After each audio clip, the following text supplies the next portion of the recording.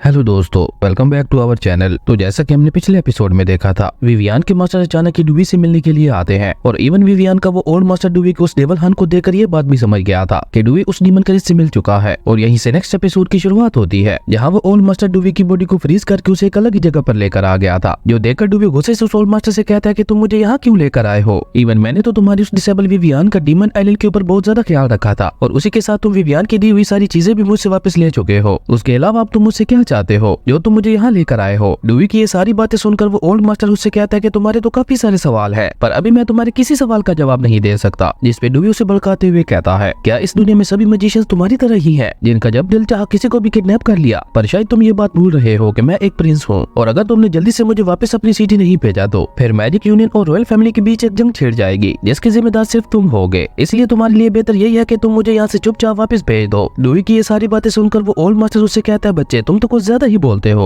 और ये कहकर उस ओल्ड मास्टर ने एक बार फिर से अपने मैजिक का यूज करते हुए डूवी की बॉडी को एक बार फिर से फ्रीज कर दिया था। और उसी के साथ साथ वो ओल्ड मास्टर वहाँ पे डूवी की बॉडी को कंट्रोल करते हुए डूवी से वहाँ पे सारा काम भी करवाने लगा था। और क्योंकि अभी डूवी की बॉडी उस ओल्ड मास्टर के कंट्रोल में थी, तो डूवी को वहाँ पे ना चाहते हुए भी काम करना पड़ रहा था, जिसकी वजह से डूवी को वहाँ पे बहुत ज्यादा गुस्सा भी आ रहा था। इवन डूवी यहाँ पे शैमिल को भी बुलाने की कोशिश करता है, पर वो भी बाहर नहीं आती। जो देखकर डूवी भी समझ गया था कि वो इस ओल्ड मास्टर का कुछ भी नहीं कर सकता। वहीं वो ओल्ड मास्टर भी डूवी को फुल मजे लेते हुए अपने छोटे से छोटा काम भी डूवी से ही करवा रहा था। लेकिन उस ओल्ड मास्टर के लिए खाना बनाते हुए डूवी को एक आइडिया आता है और उसने उस ओल्ड मास्टर के खाने के ऊपर कुछ एक्स्ट्रा इंग्रेडिएंट्स भी डाल दिए थे। और अगर वो ओल्ड मास्टर ये इंग्रेडिएंट्स वाला खाना खा लेता तो उसकी बॉडी भी पूरी तरह से पैरालाइज हो जाती। लेकिन उस ओल्ड मास्टर को इस बात की बिल्कुल भी परवाह नहीं थी, इसलिए उसने डूवी का बनाया हुआ खाना चुपचाप खा लिया था। और वो डूवी का बनाया हुआ खाना खाकर उसकी तारीफ करते हुए कहता है, तुम्हें तो एक शेफ होना चाहिए था। जिसपे डूवी उसे कहता है, हाँ, पर अगर मैं शेफ होता तो तुम इस तरह से मुझे किडनैप कर अपने साथ नहीं ले आते। और ये कहकर डूवी उस ओल्ड मास्टर की मैजिकल पोशन को उठाते हुए उससे कहता है, तो क्या अब हम लोग उस डीमन क्रिस के बारे में बात कर सकते हैं? जिसपे वो ओल्ड मास्टर डूवी से कहता है, नहीं, अभी ये मेरे सोने का टाइम है। और ये कहते हुए वो ओल्ड मास्टर वहीं पे करवट लेकर सो गया था। ये देखकर डूवी को बहुत ज्यादा गुस्सा आता है और वो जैसे ही कुछ बोलने के लिए अपना मुंह खोलता है तो उस ओल्ड मास्टर ने एक बार फिर से डूवी की बॉडी को फ्रीज करते हुए उसे दोबारा वहीं पे सुला दिया था। उसके बाद हमें अगली सुबह का सीन दिखाया जाता है, जहाँ जैसे ही डूवी की आंख खुलती है तो वो ओल्ड मास्टर अभी भी वहाँ पे सो रहा था। जो देखकर डूवी को ऐसा लगता है कि शायद उसके इंग्रेडिएंट्स उस ओल्ड मास्टर के ऊपर काम कर गए हैं और उनकी वजह से उस ओल्ड मास्टर की बॉडी वहीं पे पैरालाइज हो गई है। और ये सब सोचकर डूवी इस मौके का फायदा उठाकर वहाँ से भागने के बारे में सोचता है। और देखते ही देखते वो वहाँ से चुपके से भागते हुए उस आइलैंड के आखिरी सिरे पे आ गया था। और वहाँ डूवी को पानी के अंदर कुछ लोग भी दिखते हैं, जिन्हें वो जैसे ही अपनी मदद के लिए बुलाने लगता है तो तभी वहाँ पे डूवी को उसी ओल्ड मास्टर की आवाज सुनाई देती है, जो डूवी से कहता है, चुपचाप वापस आ जाओ। और उस ओल्ड मास्टर के ऐसा कहते डूवी की बॉडी वहाँ से खुद ब खुद ही वापस जाने लगी थी। और जैसे ही डूवी दोबारा उस ओल्ड मास्टर के पास वापस आता है तो वो ओल्ड मास्टर वहाँ पे डूवी की तारीफ करते हुए कहता है, बच्चे वाकई मानना पड़ेगा, तुम्हारा पोशन बनाने का टैलेंट वाकई बहुत ज्यादा अमेजिंग है। तुम पूरे रोलैंड कॉन्टिनेंट के अंदर पहले ऐसे पर्सन हो जो खाने में भी पोशन को मिक्स करके यूज कर सकता है। और हाँ, एक और बात, तुम्हारा बनाया हुआ वो खाना वाकई बहुत ज्यादा टेस्टी था, पर तुम्हारे यूज किए हुए इंग्रेडिएंट्स की मदद से किसी को पैरालाइज करना बहुत ज्यादा मुश्किल है। इवन उससे तो कोई आम पर्सन भी पैरालाइज नहीं हो पाएगा। और ये कहते हुए वो ओल्ड मास्टर डूवी को वहाँ से एक बार फिर से लेकर आगे बढ़ गया था। वहीं दूसरी तरफ फुटबॉल टूर्नामेंट भी खत्म हो गया था और उस टूर्नामेंट से मिली हुई ट्रॉफी लेकर मैडी यंग मास्टर डूवी को दिखाने के लिए आ रहा था। लेकिन जब मैडी और वो मैजिशियन दोनों वहाँ पे पहुंचते हैं तो उन्हें वहाँ पे कोई भी नहीं दिखता। और तभी उन दोनों की नजर वहाँ पे पड़े हुए एक लेटर के ऊपर पड़ती है, जिसपे लिखा हुआ था कि मैं यंग मास्टर डूवी को अपने साथ ले जा रहा हूँ। और उसी के साथ उस लेटर के नीचे मैजिशियन यूनियन की एक बहुत ही हाई लेवल की स्टैंप भी लगी हुई थी। और जब ये बात मैडी को पता चलती है तो वो बहुत ही ज्यादा सैड हो गया था और वो परेशान होते हुए कहता है, क्या यंग मास्टर डूवी को एक बार फिर से किसी मैजिशियन ने किडनैप कर लिया? आखिर ये मैजिशियन हमारे यंग मास्टर के पीछे क्यों पड़े हुए हैं? जिसके बाद देखते ही देखते वो लेटर किंग रेमंड के पास पहुंच गया था। और जब किंग रेमंड वो लेटर पढ़ते हैं तो वो गुस्से से चलाते हुए कहते हैं, डूवी को एक बार फिर से किसी मैजिशियन ने किडनैप कर लिया। भले ही मेरा वो बड़ा बेटा डूवी यूजलेस है, लेकिन ये मैजिशियन खुद को आखिर समझते क्या है? उनकी हिम्मत कैसे हुई बार बार मेरी यानी लियोलेन फैमिली के साथ पंगा लेने की? इस बार मैं उन लोगों को ऐसे ही नहीं जाने देने वाला। जिसपे किंग रेमंड का वो सोल्जर उनसे कहता है, मास्टर मुझे तो लगता है कि इस बार की ये किडनैपिंग